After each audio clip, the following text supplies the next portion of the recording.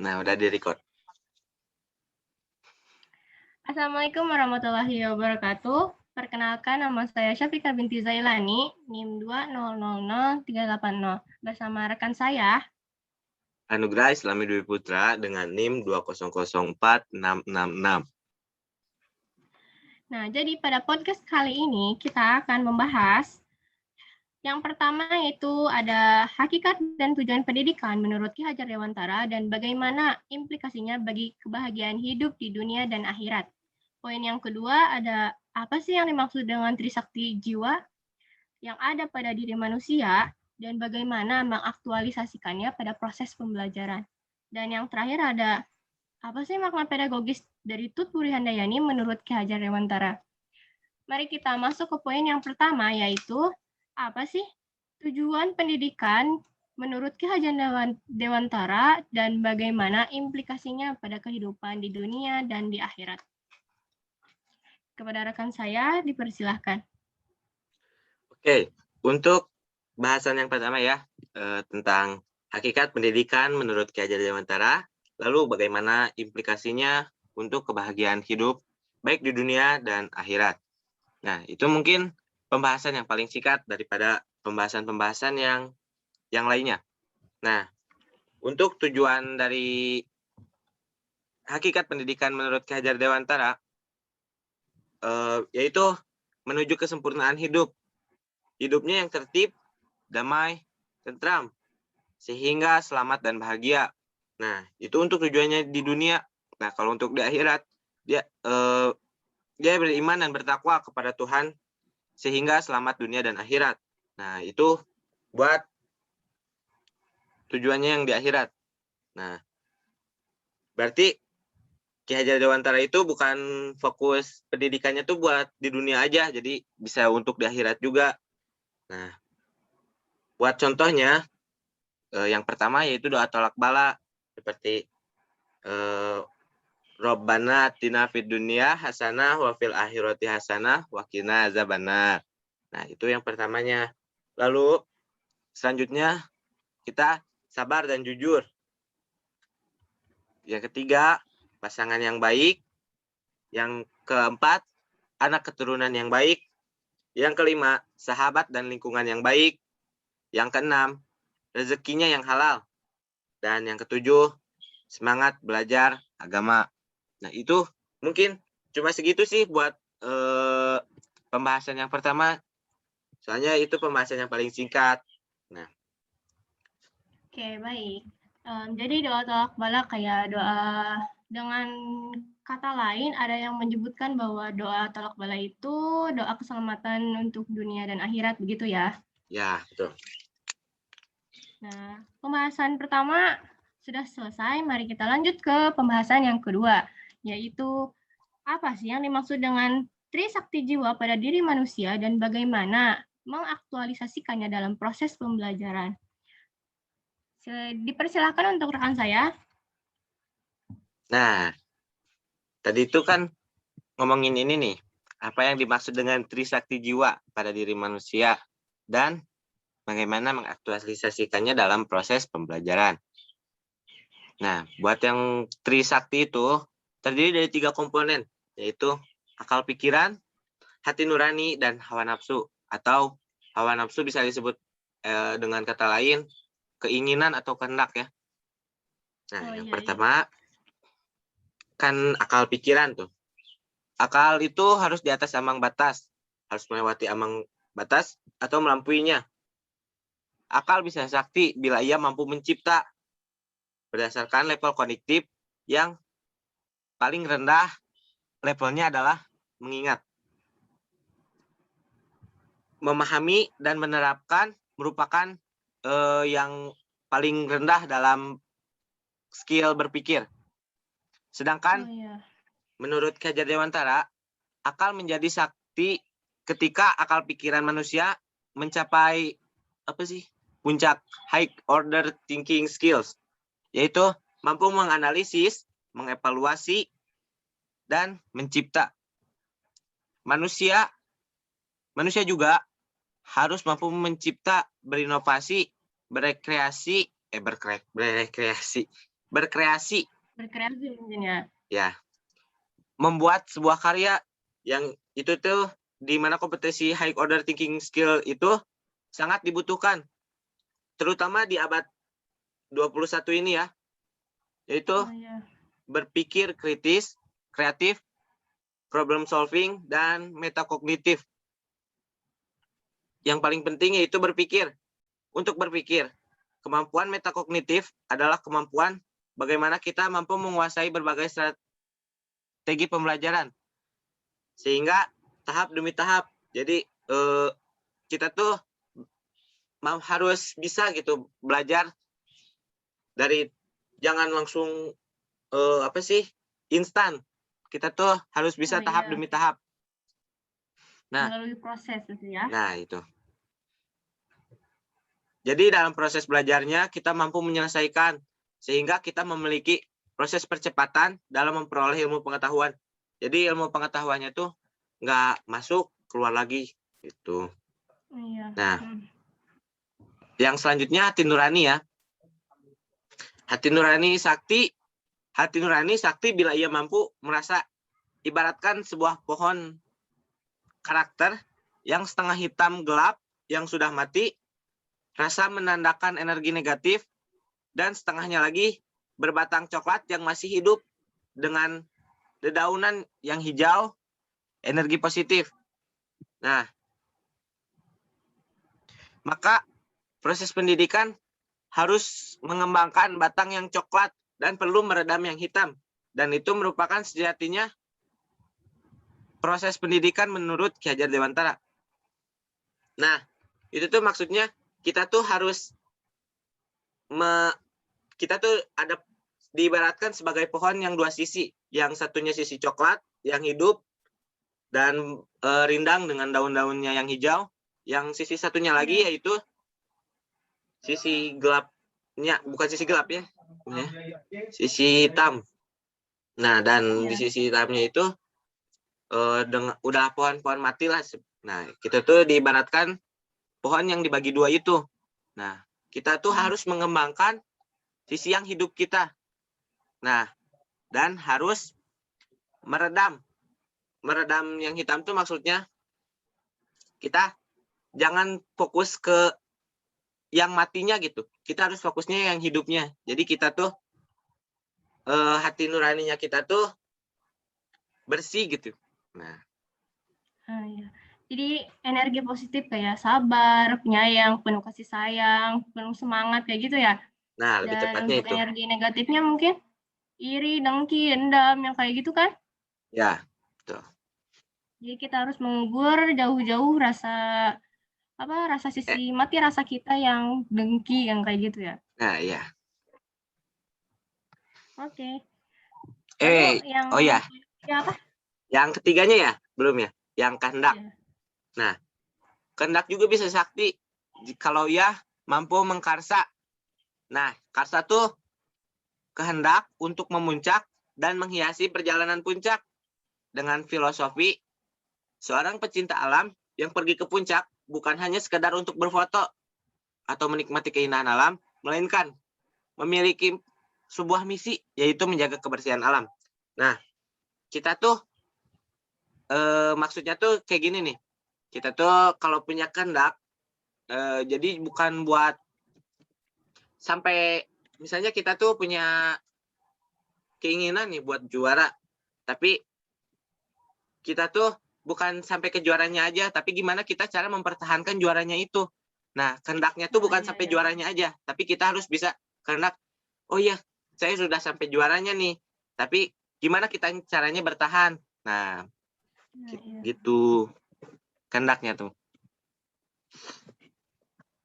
Mungkin dari ketiganya itu, contohnya tuh, yaitu pembelajaran mengenai penyebab banjir dan cara mengatasinya dengan menggunakan lubang biopori akal, yaitu di mana sang guru harus kreatif untuk membuat murid menjadi antusias dalam proses pembelajaran yang akan dilaksanakan dengan menggunakan metode-metode yang menarik perhatian murid.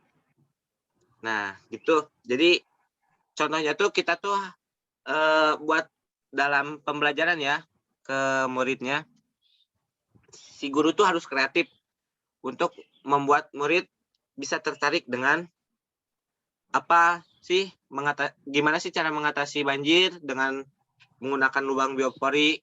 Nah, gitu. Nah, dalam tiganya itu kita harus menerapkan yang tiga trisakti ya. Trisakti jiwa ya. Trisakti jiwa itu. Nah, dalam hatinya itu guru harus melibatkan murid untuk merasakan bagaimana perasaan korban banjir yang kehilangan segalanya dengan cara menginstruksikan murid membawa mainan kesayangan mereka lalu mencelupkan dan menenggelamkannya ke dalam air kotor untuk memancing perasaan hati nuraninya. Jadi si guru tuh harus bisa berbagai cara untuk memancing si murid untuk memiliki hati nuraninya. Nah, yang kedua, kehendaknya. Nah, di mana pada saat guru menginstruksikan untuk menumpahkan air masing-masing 1 gelas pada pot yang berisi tanah, tanaman, dan adanya resapan air dengan pot yang berisi beton dan tanah, sehingga membuat kesimpulan bahwa tanah dengan tanaman dan resapan air lebih mudah, menyerap air yang kemudian menyerap air. Nah, kemudian guru pun bertanya pada muridnya, bagaimana cara mengatasi banjir? Mereka menjawab dengan melakukan penanaman tanaman dan membuat resapan air. Lalu menginstruksikan murid untuk langsung praktik di lapangan bersama penjaga sekolah. Nah, itu tuh maksudnya tuh kayak gini nih. Kita tuh menginstruksikan murid mempunyai 2 pot. Nah, yang satu potnya hanya tanah dan tanaman dan resapan air. Lalu yang kedua tuh pot dengan beton, di dalamnya tanah dan tanaman. Nah, ketika kita mencelupkan menumpahkan air ke tanamannya itu. Nah, di satu tanaman yang tanah dan resapan airnya baik, tanpa beton, si air akan menyerap. Nah, kalau yang beton kan itu bisa tertahan dengan betonnya ya, dan itu bisa kalau diibaratkan dengan banjir, itu bisa meluap dan mengakibatkan banjir gitu. Jadi, gimana caranya si guru bisa membuat si murid mengerti, tapi dengan cara yang untuk sesuai umurnya gitu. Ilustrasikannya begitu ya? Nah, betul. Diilustrasikan. Paling segitu sih buat bahasan yang nomor 2. Oh iya.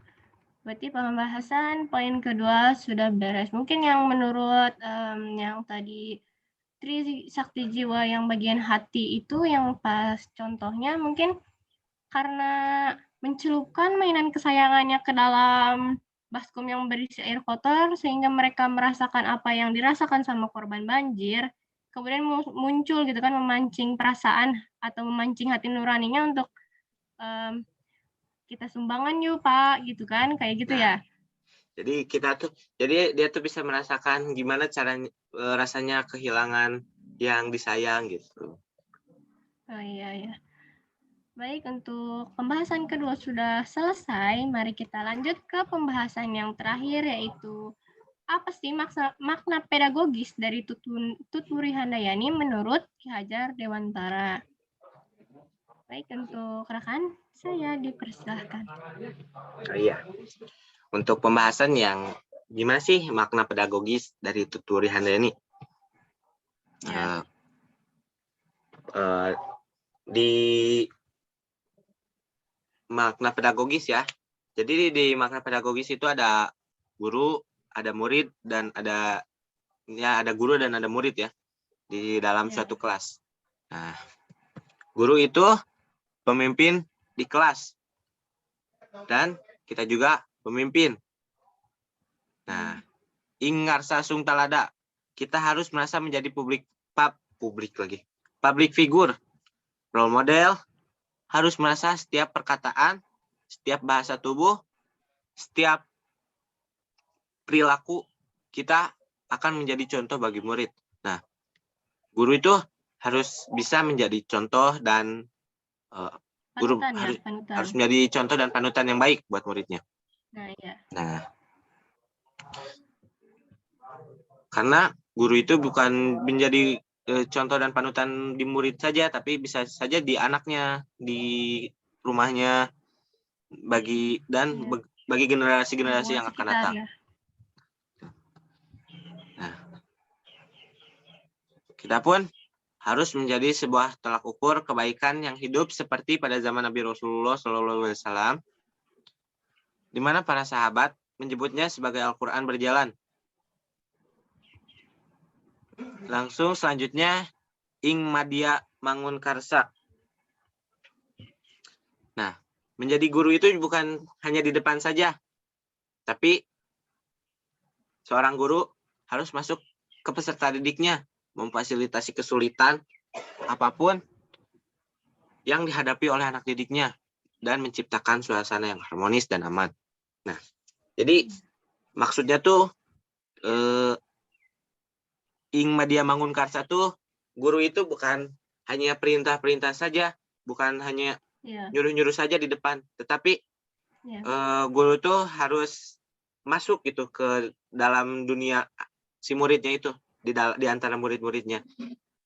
Gimana dia kesulitan mengerjakan PR-nya, atau ada masalah-masalah di luar kelas, atau masalah-masalah keluarganya, kita harus mengerti gitu, harus terjun langsung untuk memfasilitasi kesulitan-kesulitan si murid, biar si muridnya itu merasa bukan disuruh gitu. Jadi ada yang merasa, jadi dia tuh bisa merasa aman gitu. Nah, iya. Selanjutnya tuturi handayani. Nah, tuturi handayani itu bukan tuturi handayani itu udah biasa kita kenal ya dari SD, SMP. Mungkin dari SD, SMP kita belum, SMP, SMA mungkin kita belum mengenal apa sih tuturi handayani. Nah, kita baru mempelajarinya, dan tuturi handayani itu adalah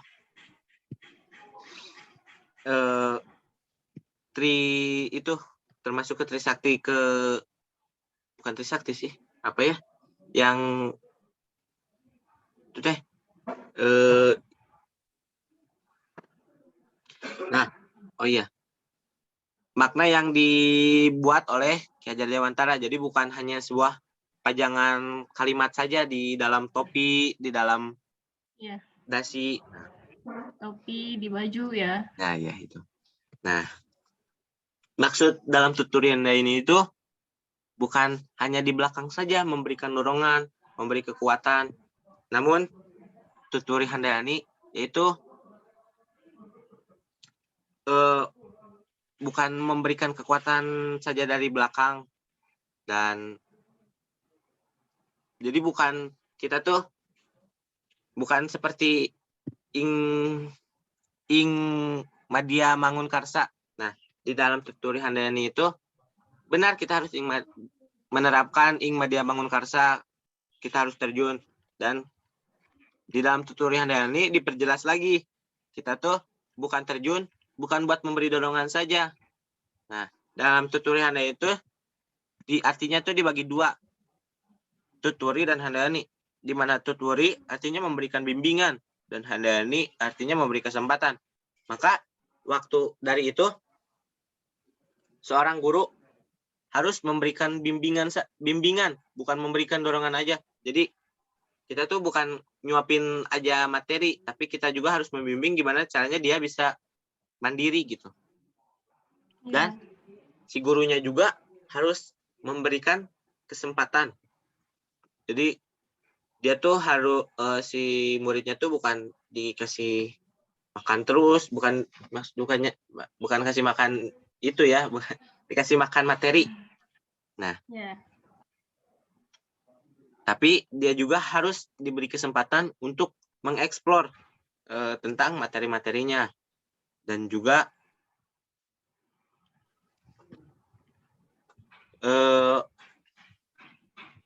intinya tuh guru itu jangan harus membimbing saja, tapi harus memberikan juga kesempatan di mana keduanya harus proporsional. Nah, jadi bukan bimbingan aja kesempatan, tapi nggak dikasih kesempatan. Terus ada sebaliknya, nggak dikasih bimbingan, tapi dia disuruh diberikan kesempatan yang luas, tapi tidak ada bimbingan. Nah, itu juga nggak baik ya. Itu tuh harus diproporsionalkan, harus diseimbangkan. Jadi antara bimbingan dan kesempatan harus seimbang. Jadi jangan berat sebelah gitu ya. Nah, itu. Jadi kita itu tidak lepas tangan dengan tugas sebagai guru, tapi kita juga bisa melatih kemandirian peserta didiknya. Paling segitu aja sih. Nomor 3. Oke, karena semua pembahasan sudah selesai dibahas oleh rekan saya, maka dari itu kita sudahi podcast kali ini dengan mengucapkan alhamdulillahirobbilalamin. Terima kasih ya buat Kang Anugrah udah mengisi podcast kali ini dengan tema tujuan dan hakikat pendidikan menurut Ki Hajar Dewantara. Terima kasih ya. Ya. Baik, dengan begitu saya pamit undur diri. Mohon maaf bila ada salah kata, kekurangannya dari saya, kelebihannya dari Allah Subhanahu wa taala. Wassalamualaikum warahmatullahi wabarakatuh. Warahmatullahi wabarakatuh.